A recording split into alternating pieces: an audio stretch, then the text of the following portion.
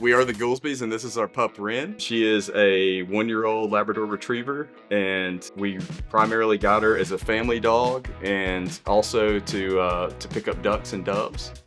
We like taking her down to our local lake here, doing water retrieves, just swimming with the kids in general, playing with the kids in the yard, playing frisbee. Yeah. Just an all-around family dog. A little bit of it was for the gun dog aspect, and a little bit of it was for the nostalgic aspect. So my first dog ever was a yellow lab that I had from age 5 to 18. And just kind of one of my favorite dogs ever. She was a great family dog. We didn't have her in the house. My parents wouldn't let her be in the house back then, and so it was kind of always a dream of mine. So the main uses that we plan on with Wren are mainly dove hunting and duck hunting. And then just generally being a family companion dog.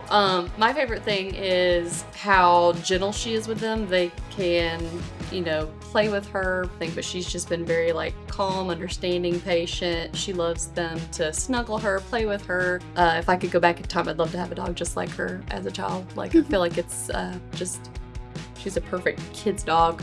Without her, I feel lost, I feel like now I have a soulmate where I can just be myself around her because the dog doesn't judge. She loves me for who I am. My two favorite things is throwing the tennis ball, and I think laying by her on the couch and snuggling her. I'm really excited to take her on more hunts. I mean, that's what's absolutely one of the most exciting parts about dog ownership, the experiences and the memories that we create hunting with her and the kids. I think the development series was right for us because we wanted to have the puppy at home. We wanted to have the puppy with the kids and growing up with the kids and for them to grow together. I had previous experience, training hunting dogs before. I'm not advanced in that regard, but I knew at least enough of the basics and the concepts, but I just needed some guidance to go along with that. The development series is, I think, broken down into small enough, digestible chunks that it's easy to follow, it's easy to work through and progress with your dog.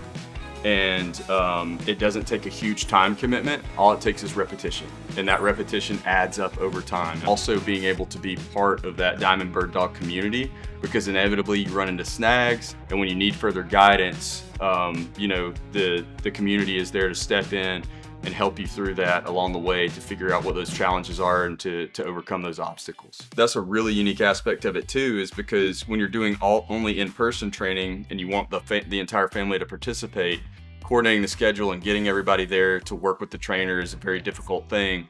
I also like how you can watch the videos over and over and over again. That's one. Yes. I'm a very visual learner, so it's nice to hear it, but being able to watch some of those things that I was having difficulty with over and over, pause it, was really helpful. Another big piece of advice that I would give people that are about to embark on the journey of training dogs, whether that's through the development series or something else, is it's not the amount of time that you put in on a single day. Because I feel like I used to get inspired to work with my dog, and I'd want to go out and do an hour-long intensive training session, and we're going to make so much progress today.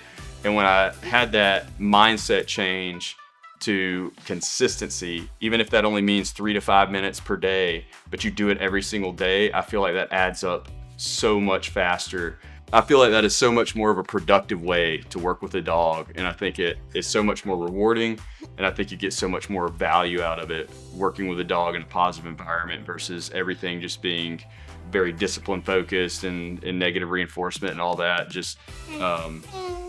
I think it's just way more productive. Dylan's mindset and his approach to dog training is a lot different than a lot of other trainers that I've been exposed to and worked with in the past, in the sense that you focus a lot on keeping things fun for both the handler and the dog. She really has hit that nice balance of both being, a good dog in the field.